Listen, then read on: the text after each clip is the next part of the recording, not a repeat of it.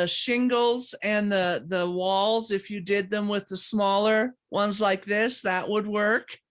And then I was thinking feathers, you could just do an elongated shape. Yeah. And mermaid tails. I know. There's so many great ideas. For those of you, the people that don't know, this is the pattern. Yeah, that's the one we saw. And you can see by this quilt behind me, those are my favorite colors. And mine too, as you can see by the quilt behind me. Yeah, I love those colors. So Susanna saw this and I thought, I could probably figure it out, but why take the time? So we just bought it, downloaded it, came just like this. Perfect. It took $10 and 10 minutes. That's right. So that was quilt math. It totally takes, it's so much easier just to buy the pattern than to do all the quilt math without it is. It really is. I mean, if you value your time at all, let someone else do the thinking for you. I always have I really love math and quilt math, so I hate it. Which is why I do fabric art. That way I don't have to match any corners or, I can just do my own thing.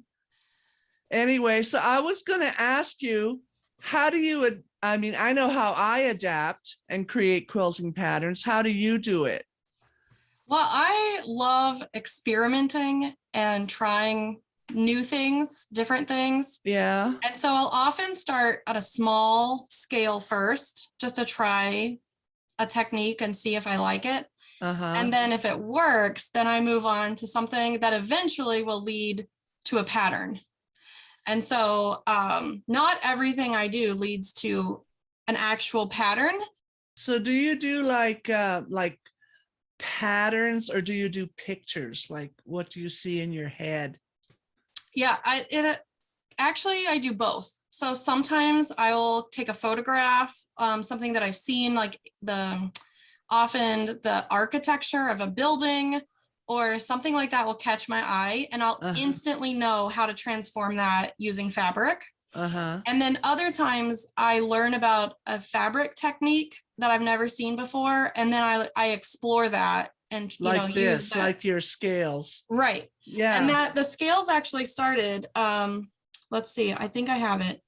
Well, I'll go the long version, but I started out with like the wefty needle. Have you heard of that, where you do fabric weaving?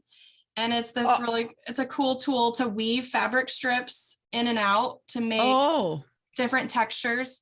And so that's what this is. It's just 3 fabrics woven together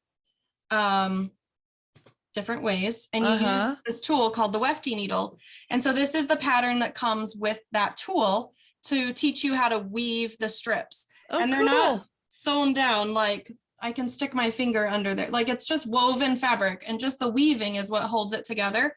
I've seen so that. Then I wanted to try making like wicker, like weave the strips, but leave a space, like wicker fabric, like wicker chair. Like for a basket or anything. Exactly. And so it was just like, I had that idea of like, what if, and then I wanted to try it. And so this is what it led to, which I learned a lot from that.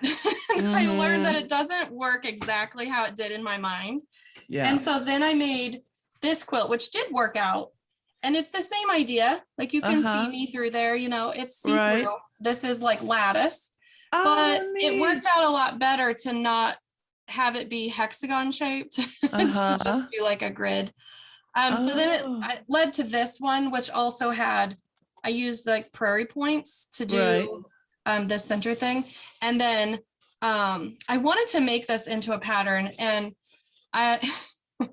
there's some challenges that it presents that lends itself to just staying as like a one-off project that I enjoyed making, that if other people enjoy challenges, they could try it. And I have the process of what I did on my blog, but it's not really like easy enough to be a pattern that anybody could just replicate, because sometimes it gets a little dicey. So I kind of decided not to do a pattern for that, but then on the prairie points. Yes, pineapple. I've run with the prairie points idea, and I do have several patterns now with prairie points because I love the texture that it creates. Right. And so this is normal triangle shaped prairie points, and then it makes a pineapple. And then this part up here is raw edge applique. But anyway, so this is really fun, like for a baby quilt or even a table runner. It uses up your scraps really well. I've done the same quilt with selvages. So I used a strip of the selvage fabric and folded it to be a triangle. And the selvages don't fray. So you can just use the edge of it when you fold it over. So they're just fuzzy. Yeah. So it'll just stay like just that. Like that. Oh, yeah. cool. And then that's what led to the one we were talking about, the Hydra quilt. Oh, because I thought, well, if you can make triangle prairie points, can you make a different shape? Right. And so then that led to me trying to figure out if I could make, other shapes. And so here we have the Hydra quilt, which is all still 3D, kind of like prairie points, but not. And then the quilt you have is a fantastic example of taking that and running with it. Yeah. And I mean, right away, my brain just exploded with ideas, and I got this picture of the, the palm tree. And I'm like, I can do that. I can, make that. And so now I'm going to use it everywhere I can think of. That's right. I know. I do the same thing because I have a new pattern coming out here in the next month or so. And it's a prairie points again, but this time it's the spikes on all the dinosaurs. So the prairie points are now the little spikes on there. Isn't that cute? I have three boys. And so dinosaurs are like a huge hit in our house. Right. And so they can't wait for this one to be a pattern because it's really fun. I have never, for some reason, done prairie points. I don't know. It kind of went by on the highway and I never noticed it. I was so busy doing other things, I guess. They're so fun. See, these are big prairie points up here too. That's great. Yeah, so it adds a lot of texture for like a baby quilt. It's really fun because babies love to tactile things, just grab on and play with something or chew on it, Yeah. So this will be a really fun one. Oh, neat. So when you make up a pattern like that, do you just put it on your computer and do your own graphics and everything like that? I do draw out my own graphics. I usually start by freehanding what I want, and then kind of like the dinosaur one, I drew a dinosaur that I liked and then was like, I need to move its legs over. So I'll often just cut the legs off and tape them over to where I want it. But I work better in actual paper and fabric first. And then, and I made a pillow first to make sure that the technique would even work.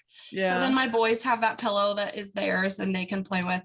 But then I was like, okay, this totally did work. So now I'll move it over to the computer and then I can, I scan in my dinosaur shape that I had drawn and then I can copy it that way.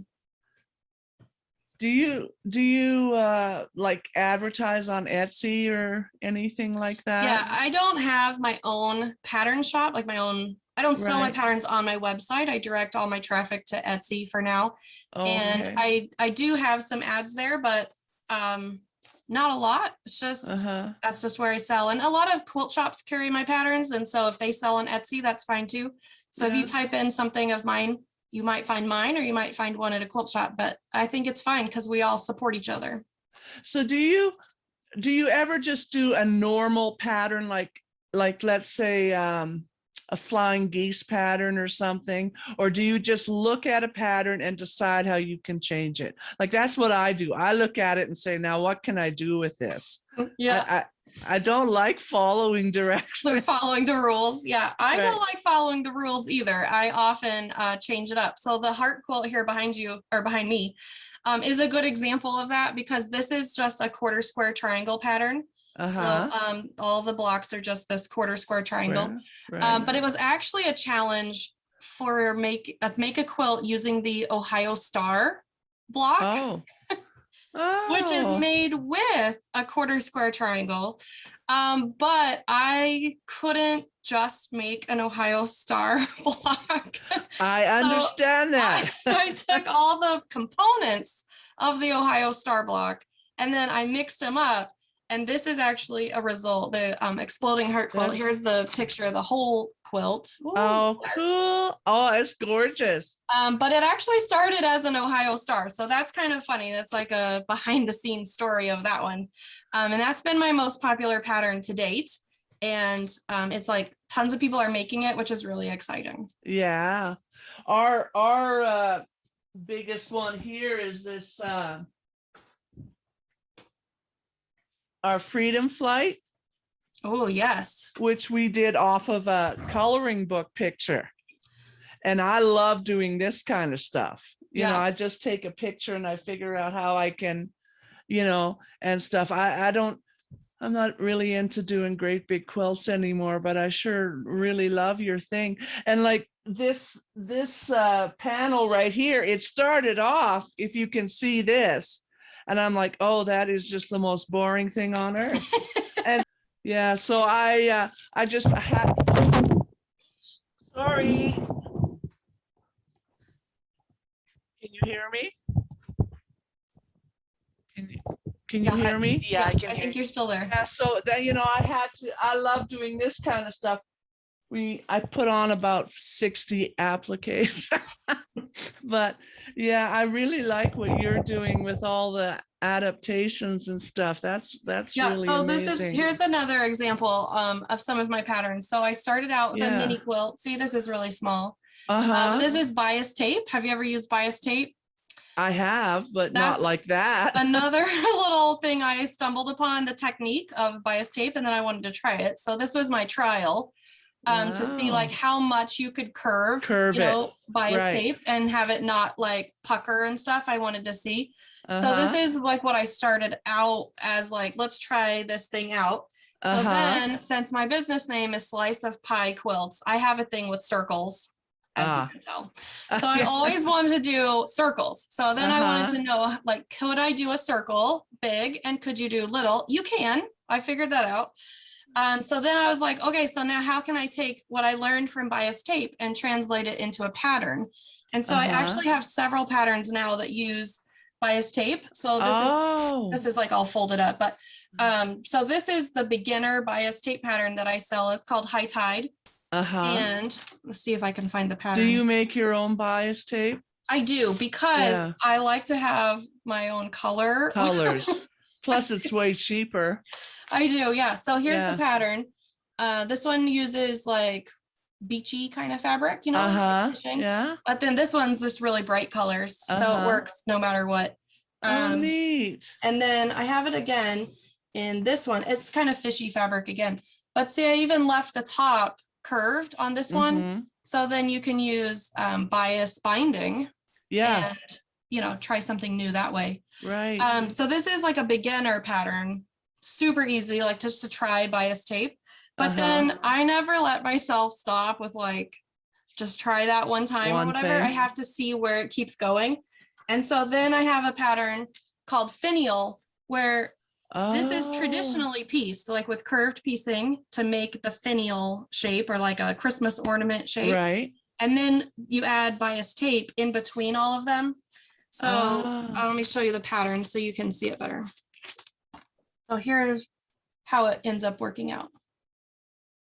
Oh my goodness, I'm in awe of your talent. I really am. You piece each of the little finials, but then you add that bias tape. So it like combines something else that, you know, try something new, right? That's my kind of thing. And so then I have all the Christmas fabric to make this in Christmas colors. Still the fabric, not the quilt. I have a Christmas fabric box too. I love that hat, that picture. Isn't that so funny? I know. And the picture that you used, I made that for a local challenge that our community had. We had like a contest to dress up as like the Kentucky, like you were going to the Kentucky Derby. And so see how my quilts, I like large scale, and so I did the same thing with the hat. I couldn't make a little hat, I had to make a gigantic one. So it's just made with cardstock and hot glue, and Wow. I created that large cardstock flower. Uh-huh. And then I put like a bun on this side of my head, and then I used ribbon to tie the hat to hang off the other side. So my head was kind of balanced. Cool. Okay, you said you make a lot of large quilts. No, not large quilts, the quilts with large scale. Oh, okay. Because I was gonna say, do you quilt them yourself? Because I for do. me, I that have an Anova long arm, so I do quilt oh, all of my own quilts. But I yeah, tend to make throw size quilts because I like they are big enough to use. Like we can use them in our home, and my boys make forts with all of our quilts and all that. right. So they're big enough to use, but they're small enough that I don't get bored from Uh-huh. making the thing before it's finished. Yeah. So I really don't make that many bed-size quilts because I like Okay. to try something and finish that quilt and then move on to a new idea. Move on. Yeah. I've gotten smaller and smaller as I get older, because pushing those big quilts, I don't have a long arm. So pushing those, I learned how to quilt in sections and stuff, but Yes. still they take so long. So yeah, I'm much more doing this size now than because Yeah. I can there's so many things to sew in so That's little right. time. That's right. Yeah, I do So still quilt on my domestic machine too, depending on the size of the project. So uh-huh. just last week I made, it's with the fabric. It was a panel. So it's like with the fabric by, 40. Uh-huh. It's not very big. It's just one Right. yard. So like 36 by 40 or whatever. Right. And I quilted it on my domestic because I really wanted to do really textured quilting, like a lot Mm-hmm. of following the design on the panel, because it's a scene from like the beach. So I Yeah. quilted in like the waves of the water and the rocks, and I wanted to get all that texture. So I actually did it on my domestic so that I could really control a lot Uh-huh. more of that texture as I went. Yeah, that's how I do all my quilting now, is like I follow, like when I Mhm. quilted this one, I followed every petal, every leaf, every it takes a while, but it sure looks pretty when it's That's finished. right. It does. So wow. So how many hours a day do you normally sew? I mean, I know you homeschool your boys and stuff. So I did, I homeschooled our kids too. Like how much time can you get in? Yeah, so I run my business full time. I do consider this a full-time job. I probably work more than normal people hours. Uh-huh. But I do, we homeschool, we have three boys and we homeschool those. And my husband also works from home. So it actually works Oh, out pretty great because I will homeschool the children while he is working, and then we'll switch and he works with the kids in the afternoons when I am working. so But because this is like a full-time business, this is my thing. My time is split between all types of business tasks. And so my yeah. actual amount of time that I get to sew isn't as great as you might think, because I also am doing shipping and, customer service and developing new patterns and stuff like that too. So Right. there's a lot of Wow. other business things that happen. I always say I'm wearing a different hat depending on what time of day it is. Wow, man. I'm impressed. Because, I mean, I could spend all day sewing and I don't. So that's really impressive.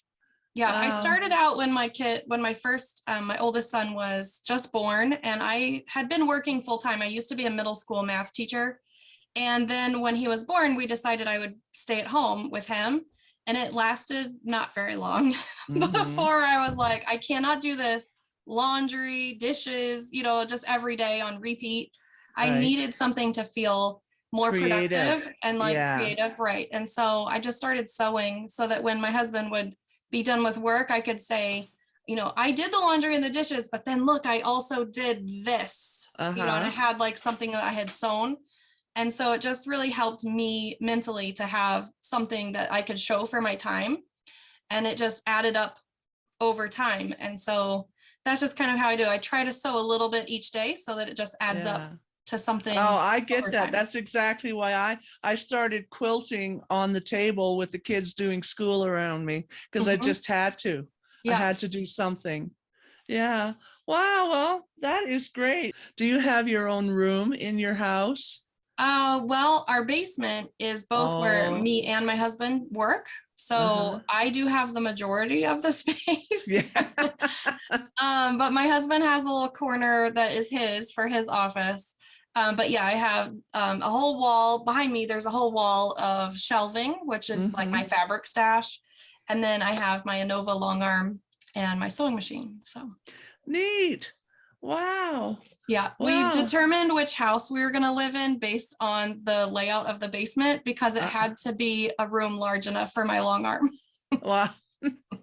I have finally, for the first time in my life, I have a spare bedroom to myself for my sewing, and it's just wonderful. Of course, I filled up every inch, but you know, it's just great. So yeah, I still quilt at the kitchen table too, because that's also where we homeschool, is on our kitchen table, because it's large enough where everybody can kind of spread out and have their own space. right. And so I often am hauling my sewing machine up there, or patterns to put in the, you know, in the bags or whatever. And I'm working on that at the same time that my kids are doing school. So I definitely spread out around the whole house. Yeah, I get it. I get it. I did the same thing. So, well, that's great. Well, it's sure been nice talking to you. It's great to talk to you too. Yeah.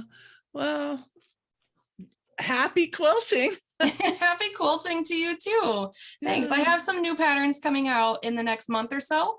And then I'm Slice of Pie Quilts on Instagram, Facebook, and that's my website too, is sliceofpiequilts.com. So I would love to see you on all of those places. Well, I'm going to be checking you out regularly whenever I need a new idea for some crazy thing I've decided to do. So great. That's true. I do try crazy things. So I'm sure that if there's something out there, I've probably tried it. Do you do a lot of stuff like with, like I put my foam, do you use that foam, that Boselaar foam? I do like to use the Bosel foam. Yeah. I don't usually make bags very much, but I like to add it into other things. And I've recently joined with Missouri Star to make some tutorials on their YouTube channel. And we're doing some fun things with foam with the videos there. So I'm the host of like the kids and baby YouTube tutorials. And there's so many fun things to incorporate it with, you know, things you can make for your kids. I never use it for bags. I use it for every other thing I can. Right. Do, so. I don't make very many bags either, but I do like to have it on hand because I love that it adds a lot of like texture. Yeah, it does. To something that may not, it does, like batting doesn't give you that same texture, you know, so the foam works really great. Yeah. Well, neat. Well, I'm going to keep following you because I find there's stuff you're doing is really exciting. So thank you. Thanks for taking the time coming and talking to me. Absolutely. Well, happy quilting. Happy quilting to you. Bye-bye. Bye.